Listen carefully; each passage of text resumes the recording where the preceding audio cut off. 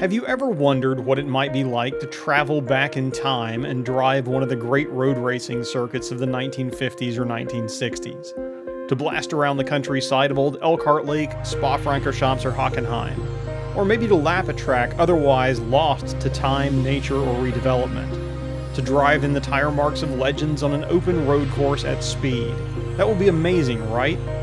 Now what if I told you it was possible, in a way, to do that? No flux capacitor or infinity stone required. Interested? I thought so.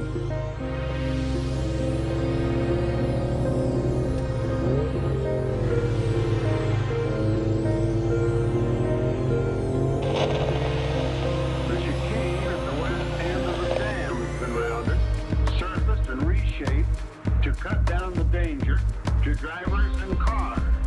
The old spillway and dip that gave so much trouble last year has been eliminated by a 30-inch high bridge and fill the Flatiron Corner, widened for that tricky turn and built to stand up under a lot of spinning treads.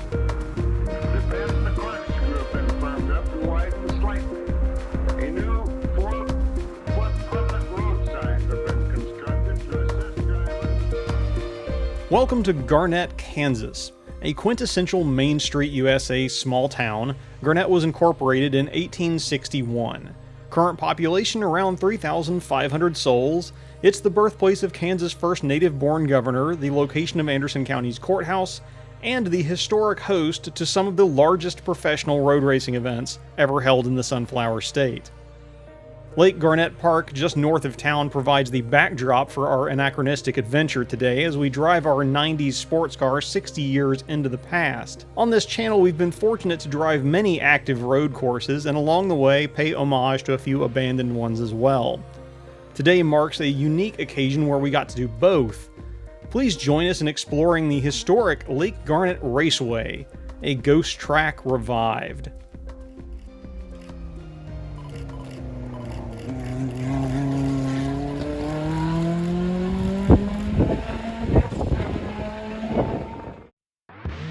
The temporal anomaly we have to thank for our out-of-time experience is the Lake Garnett Grand Prix Revival. What was initially a one-off excuse to hoon some cars around the old track back in 2013 has subsequently been organized into an annual festival and driving event, drawing vintage racers and enthusiasts from across the Midwest. We learned about this event while researching the abandoned Greenwood roadway and immediately marked it on our calendar.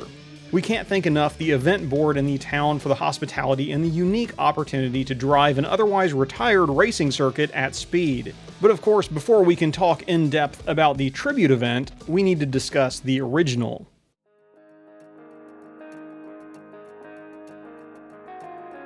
Very few people have ever witnessed the birth of an idea.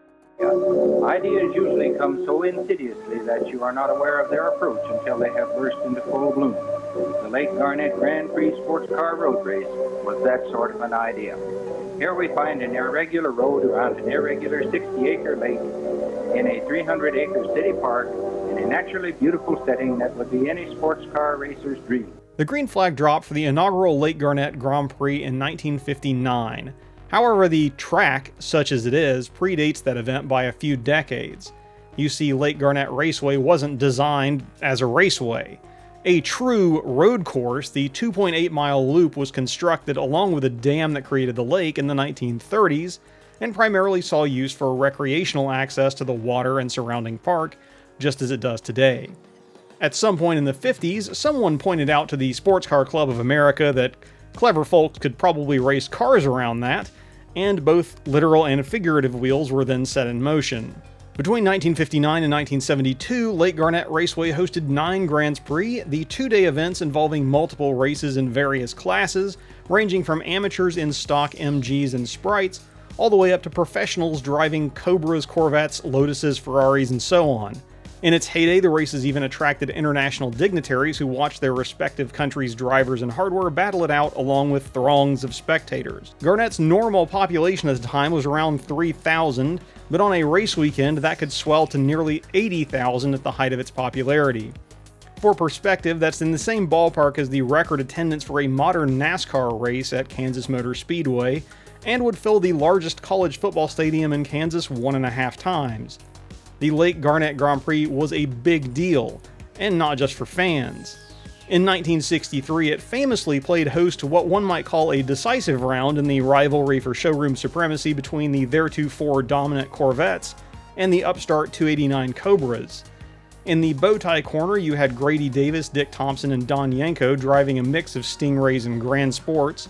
In the powered by Ford corner, Carroll Shelby had pulled the gloves off, bringing 3 Cobras with Bob Johnson, Dave McDonald, and Ken Miles behind the wheel. The Cobras won the production race in dominant fashion. Then, to drive the point home, an oil cooler that had been removed from Miles' car to make it legal for the production race was added back, and he went on to win the modified race as well, beating some distinctly not showroom cars in the process. Drawing big crowds and big names and providing, by most accounts, very competitive racing meant that Lake Garnett as a track was a success by almost every metric.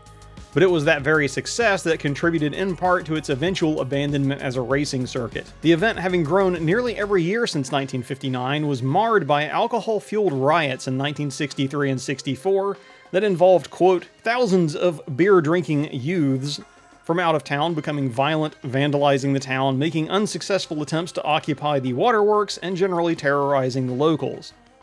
Set off either by stoppage of beer sales in 63 or anger at the $1.50 cover charge for a dance in 64, the sheer number of disorderly individuals outstripped the ability of law enforcement to curtail their shenanigans, even with officers being brought in from around the region. These riots led to the races being cancelled in 1965 and not resuming until 1968. After 2 more nominally successful events in 68 and 69 with far less civil unrest, the 1970 races were again cancelled, this time due to safety concerns on the track. To help facilitate top-flight racing around what was essentially a fishing road, the SCCA and local organizers did what they could to keep things safe, or at least as much as anyone did in that era of racing. The track surface was kept clean and swept regularly, signage was erected to help drivers with some of the blind elements on the track, hay bales were placed in front of the trees that line the road, and a dive team was on standby in a boat should any drivers take an aquatic excursion. Unfortunately, in spite of these efforts, there were a number of fatalities over the years. By 1969, these incidents were becoming less accepted as the natural cost of racing, and after another driver was killed at that event, the 1970 races were cancelled. Improvements to the course saw the event return for a final time in 1972, but tragically that too ended with a horrific crash that took yet another racer's life. Continued concerns about crowd control, as well as heightened concern for both racer and spectator safety, led to the decision to permanently cancel the races. The event was abandoned, the race dates were moved to the purpose-built, and now also abandoned, Mid-America Raceway, and Lake Garnett Raceway returned to just being a road around a lake. At least until 2013. It was then that Mr. C.B. Harris and others organized a small tribute event dedicated to the racers, race cars, and history of the Lake Garnett Grand Prix. That event has grown in the past 7 years into something pretty special. It's the reason we made the 800-mile trip from Tennessee, the reason our weekend was so enjoyable, and the reason why this video now gets to diverge from the usual narrative of our other historic track features. We aren't limited to just speculating how this track may have driven. We aren't forced to resort to someone's best efforts at a digital recreation. Nope. We were able to show up and actually drive it at a very exciting, if not flat-out pace. After a warm welcome on Friday evening, complete with some good food, good conversation, and an amazing spread of vintage memorabilia, we woke up Saturday morning and drove, with helmet, to Lake Garnett Park to relive a little history. We emptied the car, checked the tire pressures, lined up behind a white Corvette, just like they used to, before heading out for a pace lap to start our first session.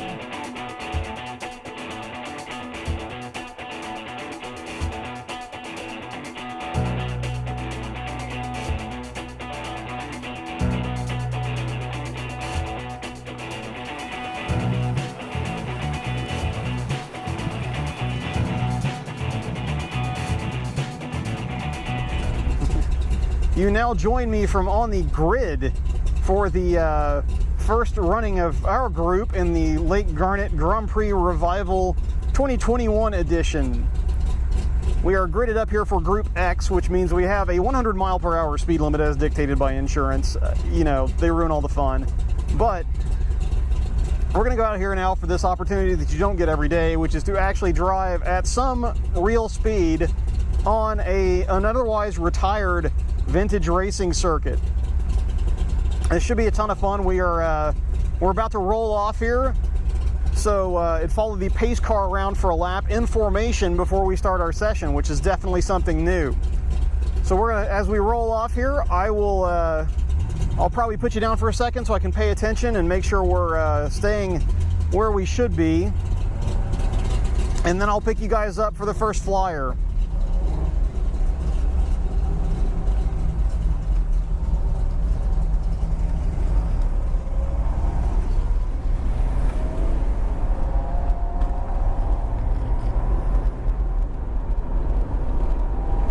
The pace car is pulled over. So we're about to start our laps, maintaining pace speed until we get back to the start finish line and see the green flag. So I'm just taking it easy here, making sure everything's warmed up. I'm taking kind of a sighting lap. This feels very wrong, but very right at the same time, because this is, you know, as I may or may not have stated before in this video, this was not originally designed as a racetrack. This was like a fishing road that went around a lake. And somebody in the 60s said, hey, we could probably race cars around that. And so everything is kind of that era and hasn't changed much. And then it's been, you know, the park has been added too, so we're, you know, hooning cars here in between these, you know, ball fields and public, you know, facilities and stuff. Which is hilarious and amazing, but also like feels like you're doing something wrong. Use the track out here. Engage VTEC.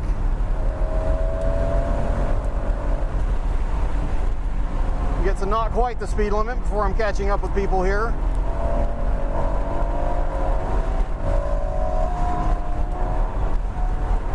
Some point buys maybe. Okay, gonna hold it at 100. Hold it at 100. All right, no passing, folks. No passing.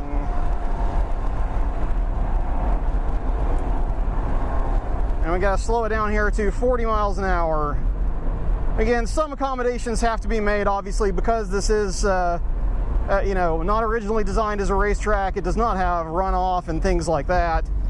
And you'll see what I'm talking about here in a second. We navigate the chicane and speed back up to strict 40 miles per hour. As we go across the stone-walled dam here with nothing between you and probably certain death and or a very unfun ride down a big nasty looking hill. And wait until we can see the corner worker up here who's not displaying a flag, and then we can get back on it. Coming down here to the I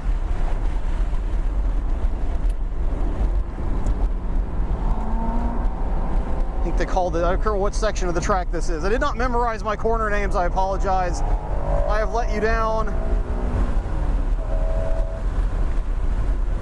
Come up here to a little 90-degree turn.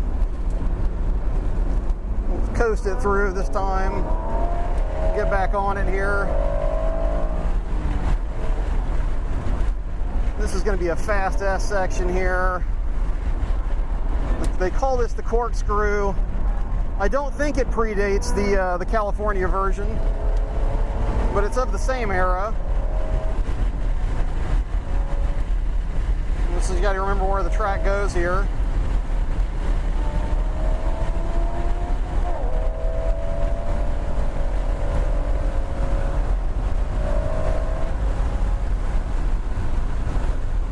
To 100 miles an hour, see how this feels at speed. Okay, that's not too bad. On the brakes up here.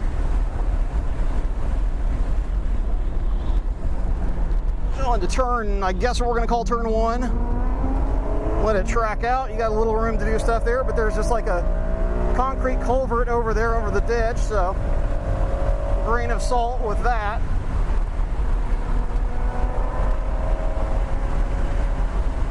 And then we're going to chill out. 100 miles an hour. So if I'm hitting 100 miles an hour here on this straight, think of somebody with like a lot more horsepower was doing in the 60s when this counted for something, right?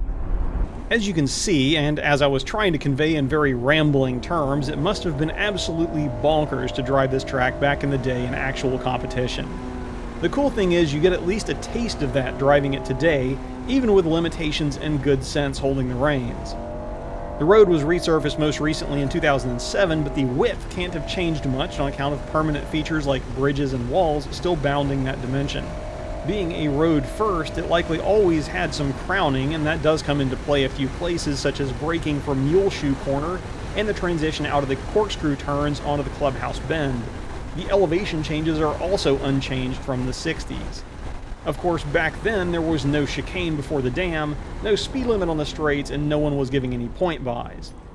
Just for some context, coming out of Flatiron Corner, I was hitting 100 miles per hour right at Welda Corner. That's roughly 1,200 feet into what could have been a total of 4,700 feet of wide open throttle, giving myself a conservative 400 feet to brake for Richmond Corner onto the dam. The back straight of Road Atlanta, for comparison, with similar slow entry and slight elevation gain, is 1,000 feet shorter to the braking zone for 10A. On my last trip there, I was not quite touching 140 miles per hour. So at Lake Garnett, I don't think 150 or better would have been out of the question. Even an early 289 Cobra in 1963 had similar horsepower to our NSX, around 270, but the Snake weighed 1,000 pounds less and had 50% more torque. With the power-to-weight advantage and a hero behind the wheel, the claimed 170 mile per hour top speed figures in the day seem entirely believable. With that in mind, remember that same Cobra probably only had half the tire I do, bias plies at that, and probably half the brakes as well. It was definitely a different era.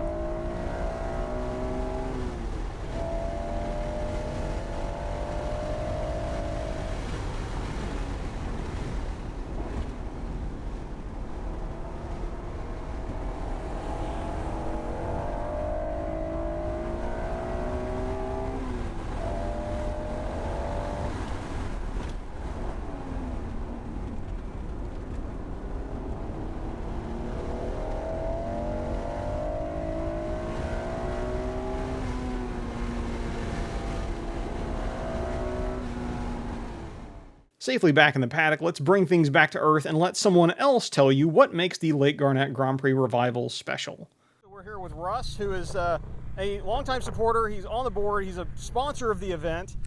So we're going to talk to him. Russ, what is it that you think makes this event unique and makes this track kind of unique, and why should people come out to this? Lake Garnett is a ghost track that's been revived. It was started in 1959, officially sanctioned. But the unique part is it's just a road around a fishing lake in a small town in Kansas. It's not a road course. By 59, everybody else was building road courses out in the country that were safe to drive on.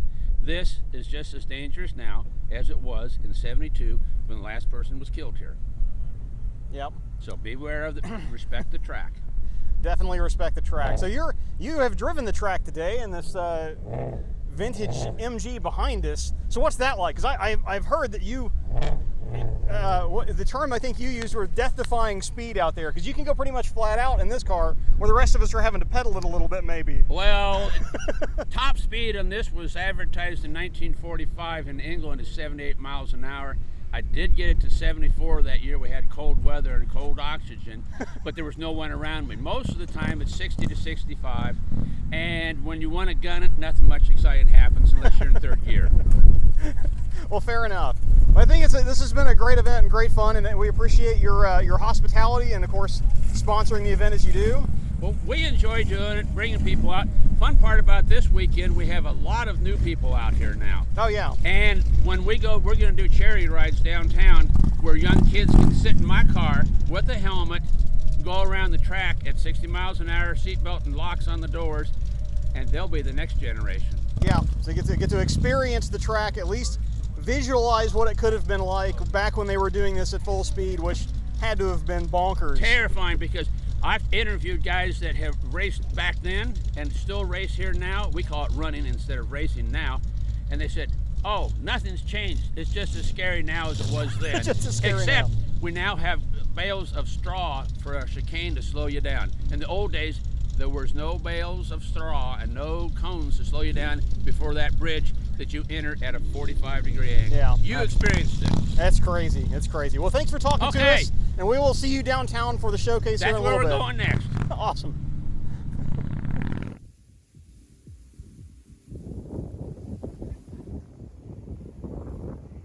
Having had our taste of the track in the morning, as well as some choice barbecue, at noon, festivities transitioned to downtown Garnett.